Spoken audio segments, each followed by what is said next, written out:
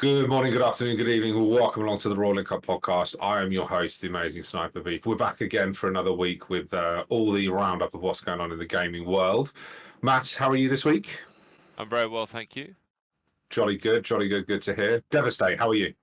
I'm really good, Beef, and we've got put some more videos out onto the channel. Before I talk about those, please give us a like, please give us a subscribe, and to all our listeners and all of our audio podcasts, whether it be Apple, Spotify, or any of the other platforms out there, please do give us a follow.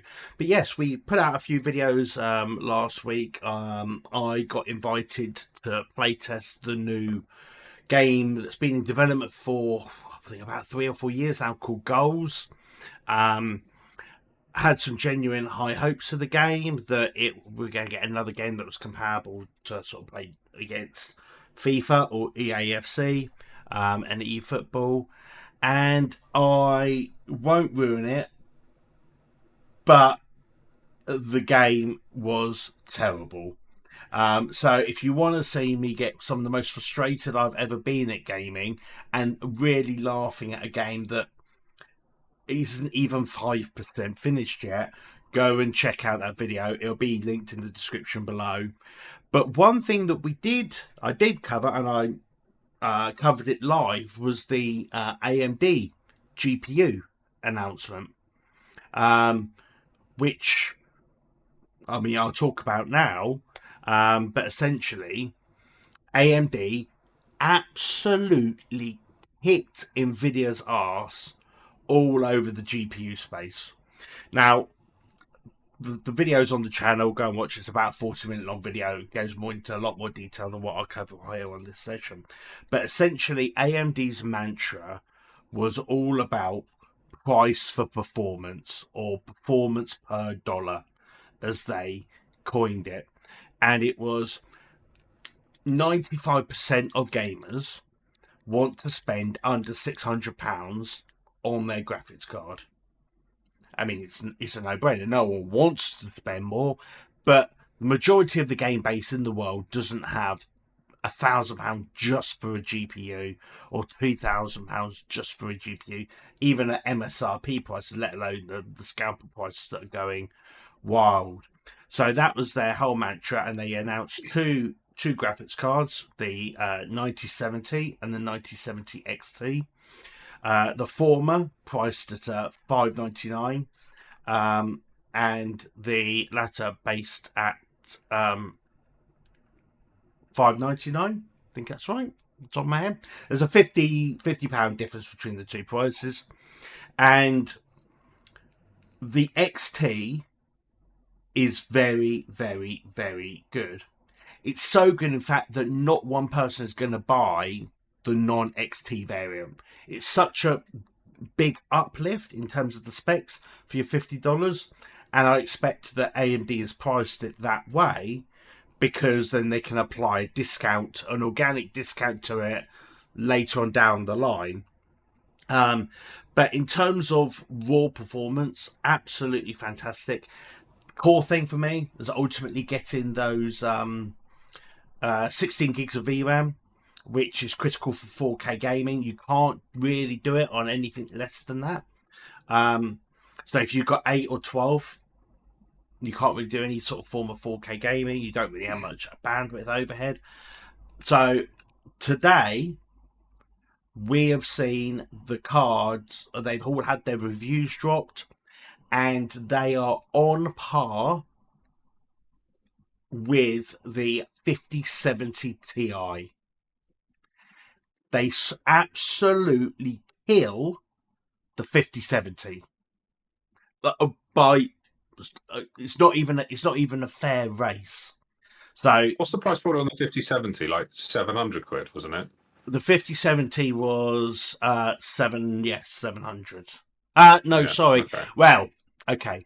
So that was the one that was advertised at CES in January. At 4090 performance. 4090 performance for $450. $550.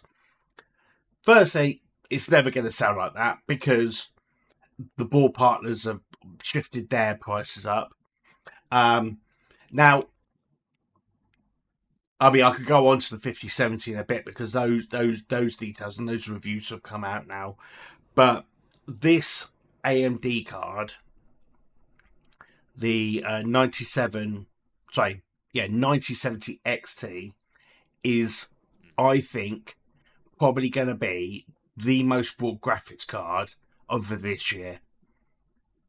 I think big claim. The performance, your frame rates per dollar spent is wild. So if you think about it, you're getting a 5070 today, 5070 Ti today, you're looking at $1,000. Yeah, probably. I was able to get online today, and I could have got a 9070 XT for 570 quid.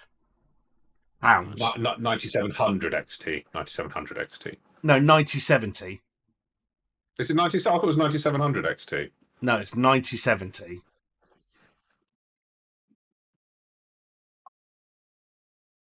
Just to confuse the naming convention. Oh, yes. Just to confuse all naming conventions. So, yes. So it was. I was able to get on, and I'm not gonna lie. I was very, very, very tempted. But it does feel that my best of my machine might be a tiny bit of a bottleneck. So, but it looks like there's plenty of stock, lots of board partners. However, it looks like sort of by now the majority of the stock has been snapped up. But both CCL, Overclockers, and AWDIT have said they have got more stock coming in plentifully. So I think that the performance is good. The performance per pound is good. The only thing that it's obviously falls behind in is ray trace performance. NVIDIA has ray trace performance locked up. Like their ray tracing cores are just a generation ahead of AMD. But for raw native gamer performance, this is the card. Now 1440p gaming, I assume. The thing is, because of that VRAM, because of the VRAM headroom, you can 4K game. That's what's really good about it. So currently, any card. So that's the problem with the whole 5070 range, is that they're locked into 12 gigs. But the 16, and that you need that additional buffer room for 4K, really. But I was excited watching it. So the live watch along video, we'll stick that in the description below. It's got all the specs in it. And then the news that I saw today on all of the reviews, all of the benchmark data, basically confirmed my suspicions that this card is absolutely epic. Great value for money. And for the first time in probably 20 years, AMD has a graphics card that could sell very, very, very well. Their proposition is better. Their software's been tightened up. I think that it's a really compelling proposition now, and I think, and finally we're not forced into having to use NVIDIA for a reasonable graphics performance. Now, if you want to go top end, you have to go NVIDIA. Like there's no doubt. If you want the best of the best gaming, you got to go NVIDIA. But for the 80% of gamers, it's AMD. And it's almost as simple as that. Now the AMD are going to be announcing a 9060 later on in the year, which will be obviously a lower end card, and I think that'll be basically used to compete with the new Intel Arc graphics cards, when they're going to be priced at around the 250 price range. So I think that you're going to have Intel ARCs, then you're going to have sort of AMD, and then you'll have the two NVIDIA ones at the top. But if you've gone out and you've bought a 5070, it might have been a bad Buyer's decision. remorse. Might be a bad decision. Buyer's remorse. You might be happy with it. The majority of people might not be able to tell the difference. That's the other thing. And if you're ready to ray trace games, fine. More games are going to have ray tracing coming up. I was playing Indiana Jones earlier this last month. That's a ray tracing requirement. AMD can do ray tracing, just not as well as Intel. AMD can do ray tracing, just not as well as NVIDIA. Thoughts, chaps? That's I mean, there's gonna be a lot of people with buyer's remorse if you went and bought a 5070 straight out of the gate. And I think from a price perspective, it fits a lot of budgets, because that would fit the sort of £1,200 budget range in terms of putting a PC together quite comfortably.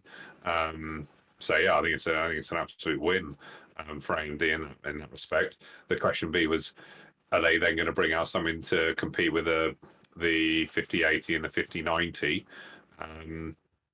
Don't know, but if they do, I think Nvidia would be a little bit worried, given what they've just released. I don't think they're going to play in that space. I think they know their position in the market. I think that they know that there is a lot of money to be made in where the majority of gamers sit in that mid-priced range. So those people who have £1,000 to £1,300 available to buy or build a PC, they're just going to really hit that sweet spot, and that's where the majority of people are. And I think it's a really good move. I mean, I could spend an hour talking about these GPUs, but the really interesting thing that's come to light between the 5070 and the 5070 Ti is the actual die difference between the two, and they have monument. Like, we used to have, like, the Ti was a little bit better, was probably a 10% uplift in performance over the standard naming generation card. This is so wide that it really they were built on a different die. I think it's like something 204 versus a 203. Something to do with the chipset, but they're so far away in their quality that I think, I'm not sure quite how AMD, NVIDIA will probably suffer for this, and then I wouldn't surprise me next year, really early on, we get a 5070 Super, like straight out the gate, which is a underclocked 5070 Ti. I think we'll see that very soon. Yeah, that kind of makes sense to me. Right, now moving on to a topic very close to my heart, League of Legends. So not too long ago, the makers of League of Legends, Riot, decided to remove Hextech Chests, which are basically almost like a treasure chest that you can open and usually get for free within the game, and you can usually earn up to about 10 of them per season. And they're a great way to get new champions, new skins, etc., and really, really loved by the entire community. More recently, Riot decided to get rid of Hextech Chests completely, and they've gone, and honestly, the community has gone absolutely ballistic at this, because honestly, I love Hextech Chests. It's a massive part of the game, and thankfully, Riot have completely backtracked on it. They brought out a video earlier this week, late last week, basically saying, look, we've heard what the community's been saying around Hextech Chests and that we've removed them and how bad it is. We hold our hands up. It's our mistake. Hextech Chests are going to be coming back in the next patch, which I think is pretty soon. Actually, no, I've had the latest one, I think, so it should be live. And Hextech Chests are back, so you can earn up to 10 per season, which is fantastic. So very, very good news for League of Legends all around. And on a side note, I'm at my highest rank I've ever been in ranked in League of Legends at the moment. I'm at Gold 3. So I'm still professional, even at the age of nearly 41. moving on to Sega and their quarterly results devastate. And obviously, they had a big write-off, shall we say, which should have launched right about now.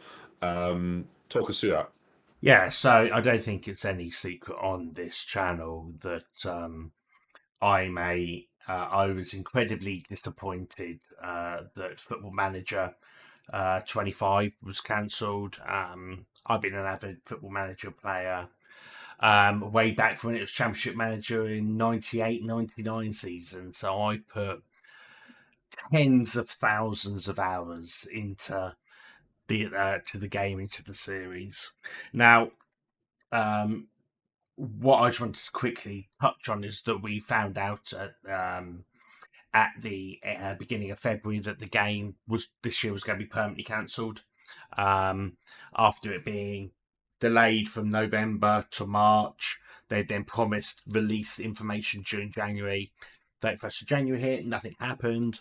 Then we basically, I think it was on the 6th of Feb, they came out and at 2 o'clock in the morning. They came out at 2 o'clock in the morning saying the game is cancelled and that it will continue back into its normal cycle. So for FM26, it will be coming towards the end of this year. Now, ultimately, people have pre-ordered the game. People have obviously gone and requested refunds. That was fine. There was no issues with that. But I thought it'd be just quite interesting to touch on. So Sega had their quarterly financial meeting at the end of February, and yesterday, and it's all in Japanese. And there's lots of documents, lots of PDF, lots of calls going on. So we've now got it all translated through to English. So essentially, the TLDR of it was that they have had to write off losses of roughly £20 million. That's awkward, isn't it? That's an awkward conversation to have. But here's the real kicker, and this is where it affects shareholders. So that's writing off what you've already done. Development hours, your staffing costs, your licensing. So when you did deals with, say, the Premier League, and this 25 was maybe the first year with an official Premier League license, that you buy a license for that season. They have obviously spent money on acquiring that license, but they can't use it. Same with all the leagues around the world that they do licensing with.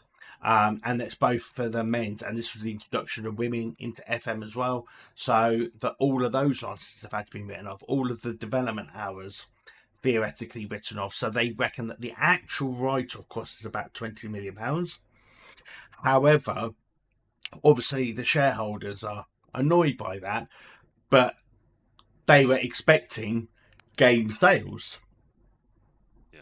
They were expecting, like, they didn't care what the actual loss to write-off of that is, but if it had sold £50 million worth of content, it's fine. It's happy days, essentially. But no, so it's on their earnings. They have lost out on the annualized amount of Football Manager sales, as well as incurring the losses for development. So it's very awkward. It painted a grim picture. Now, they had two reasons to be sort of okay. That ultimately there was a Sonic game that came out that did way up beyond their expected numbers, and that Metaphor ReFantazio game was published under Sega, which is obviously up for Game of the Year awards. And that did incredibly well. So the overall portfolio for Sega wasn't horrific.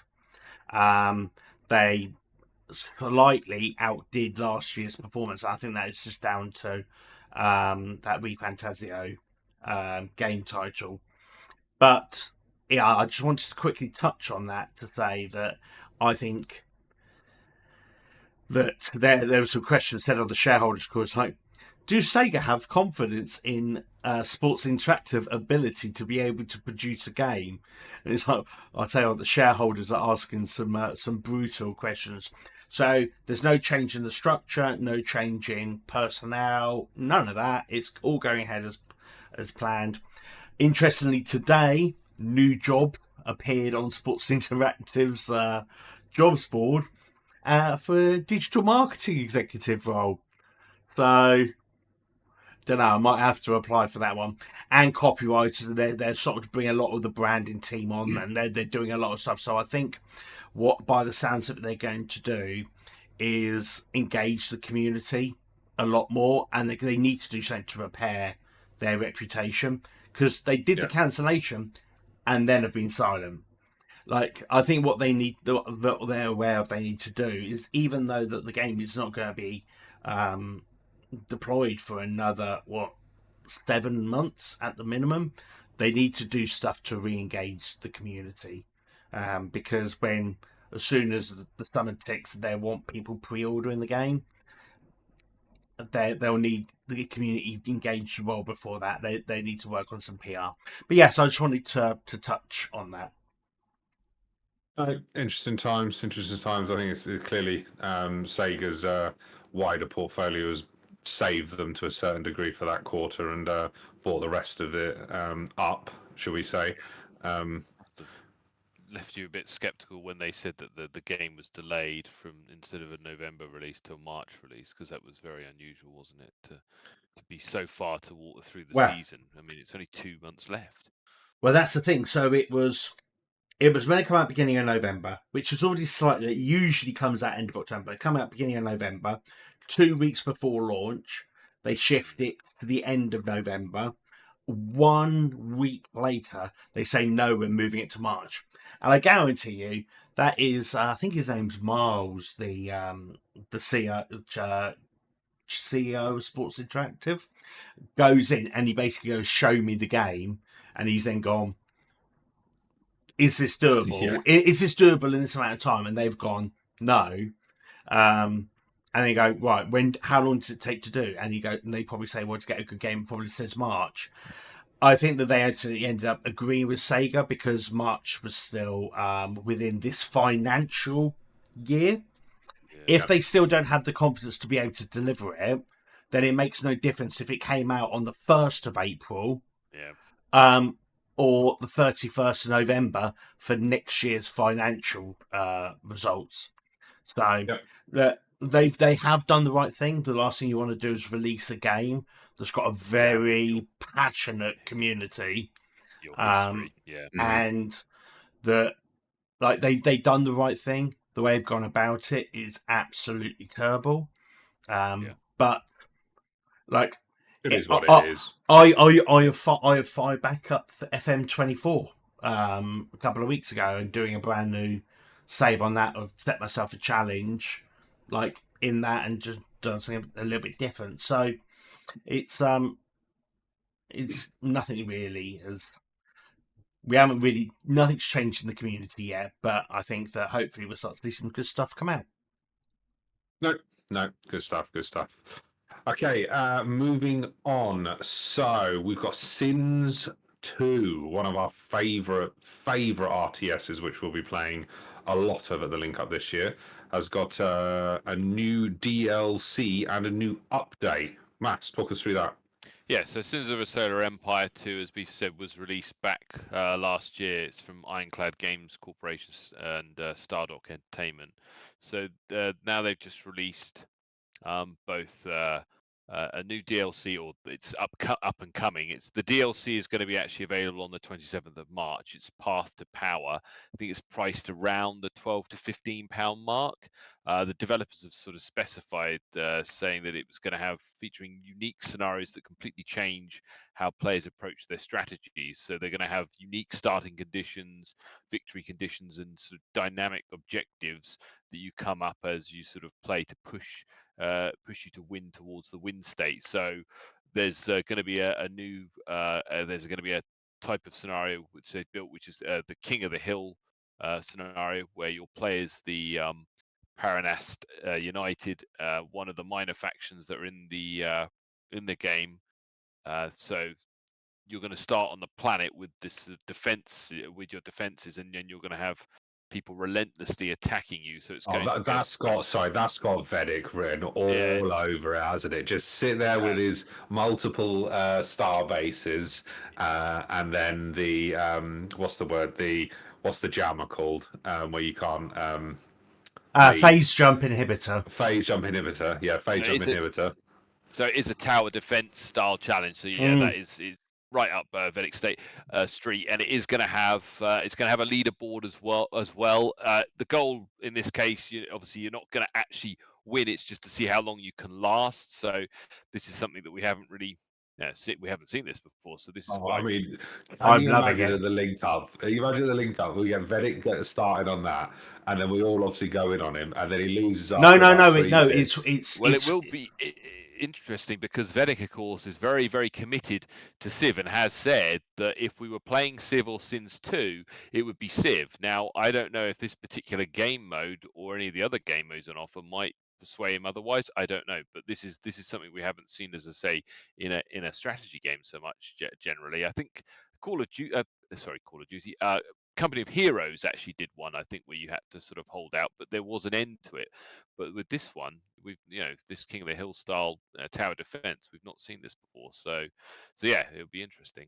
Yeah, I'm really looking forward to that. I am, as someone who plays a lot of things, because games take so long, sometimes timings don't correlate, so I just sometimes jump on and have a game of Sins. And I basically got what I call my first 30 to 45 minute game structure pretty much locked down. So I know, I basically work in automatic pilot mode in all of those scenarios, depending on map size, of course. But especially the larger like maps, I'll have it's almost got repetitive in like the standard like practices that I apply.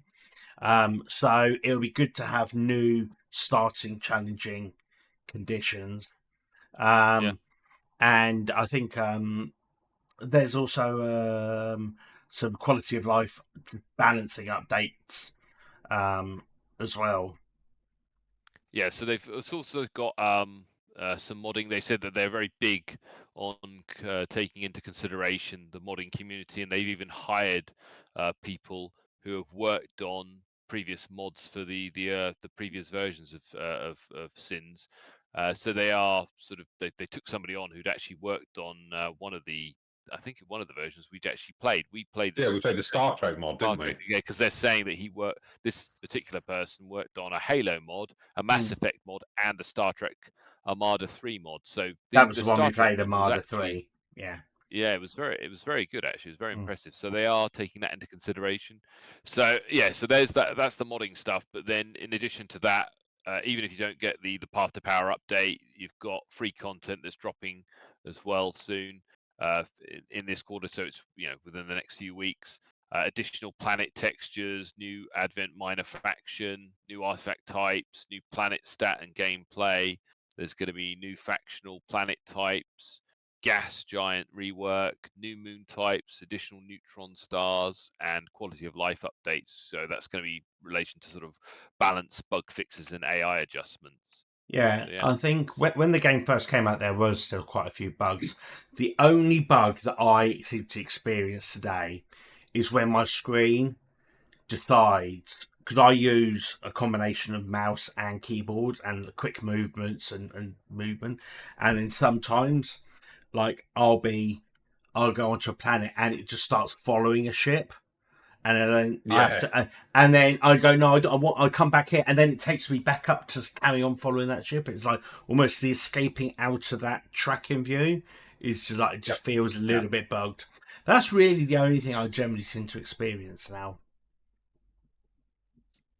But no. love it, looking forward to it. And you know what? I'm going to be buying that DLC. I'm going to buy all the DLCs that come out of that game because I think it is a game that I really enjoy. And a game that will most definitely be played at this year's Royal League Cup. Absolutely. And Jar, I did a 4-hour game like 2 weeks ago, and with both teams maxed out armies, basically between two planets, no crashing, It's just so fluid. It's just easy. Oh, No dreamland. stuttering. No laggy. It's just so seamless. And yeah, I think that the optimization that's been done now is really, really good. No, I would definitely agree with that. Definitely agree with that. Right, moving on. Penultimate news story. So, Tony Hawk's Pro Skater 3 and 4 getting a remake. So, the video or trailer, should we say, dropped for that a couple of days ago. So, we're filming this on the Thursday, the 6th. That came out on the 4th of the 3rd, hence the Pro Skater 3 and 4. So the remake's coming in July. Honestly, the trailer's just brought back so many memories of playing the early Tony Hawk's games on the PS1 for me. Very, very nostalgic, but look very good. So I'm very much looking forward to that. And moving on to our final piece, where Mass is going to talk us through a game which we're going to potentially play at the link up, which has either been suggested by you, the viewers or listeners, or one that we've uncovered ourselves. Mass, what's the game? Yeah, so the game is Lockdown Protocol. It's from the developer and publisher Mirage Creative Labs. It's on Steam. It's in early access still at the moment, but it's on a very relatively modest £8.50. It's got great reviews. It does, on the face value, you probably think, okay, this looks like a first-person version of Among Us, because it is a first-person social deduction game combining real-time action and communication with 3 to 8 players. While most players will do their best to complete objectives and ensure a victory, a small portion of dissidents will try to stop them at all costs without getting caught. So it is really essentially, it's very much a strong connecting vein. We're looking at Among Us, but in a first-person mode. But instead of maybe up to 12 players or 16, I can't remember what Among Us goes up to. It's quite a few. This is only up to sort of 8 players, but this would just be a different take on that particular genre. So yeah, I mean, this is given its relatively modest price, and we've had good times, I think, with Among Us in the past at links. So yeah, this could be a potential. So I suppose the only issue is when you play a deduction game, when you're in a LAN party, there is that problem where Very you are difficult. sitting next to someone, then you sometimes have to find a way of sort of like putting something between you, or having like that's obviously something that we'll need to overcome. But we have managed it in the past, so. Yeah. But I was like, I absolutely hated Among Us. But I'd love to know, those who are listening and watching, are you a fan of Among Us? Because I am. I think it's very much, I think you two quite like it. I absolutely cannot stand that game. I think it's mind-bogglingly boring from my point of view. So I never really. I mean, I bought it, I downloaded it, then refunded it, I think, pretty much straight after, and we'll never play it again. But yeah, no, I mean, it definitely brings a new perspective for the first person piece, compared to what it used to be, and the graphics don't look horrifically terrible, and at £8 or so, I mean, it's reasonable price as well. Yeah, Yeah. 100% agree. Right. Well, that looks like not a bad one. So let us know what your thoughts on Lockdown Protocol are, in terms of a link-up game. Also, if you've got any other recommendations for games that we should or could play at the link-up, drop them in the comments below, or drop us a DM on any of our channels. We're more than happy to review them on the channel in the run-up to the link-up as well. Let me know what you think to my new camera setup. We've got the new Elgato Facecam Pro. So I am running 4K 60 frames per second. Let me know what you think of that as well. And make sure you drop a like and subscribe. Gents, have I missed anything? No, just one tiny addition to that. We had a few people reach out saying, can we do more game review content? And as well as telling us what games to play for the link, also what games do you want us to review and what content do you want to see on the channel in general. We're trying to be a bit varied on the stuff. We had the Civ 7 review, we had the live reaction to the AMD graphics card launches, we had the play tests from Ghost. What more content do you want to see outside of the podcast? And then one final question. How long to go until the link up? Well, that would be 121 days. 121 days. 21 days. That will be here sooner than you can imagine. Mm. Sooner than you can imagine. But we'll leave it there on that note. I've been your host, the amazing Sniper Beef. I've been devastated. And I've been Mass and Ivory. Tofu. Catch you later, peeps. Cheers, guys. Goodbye.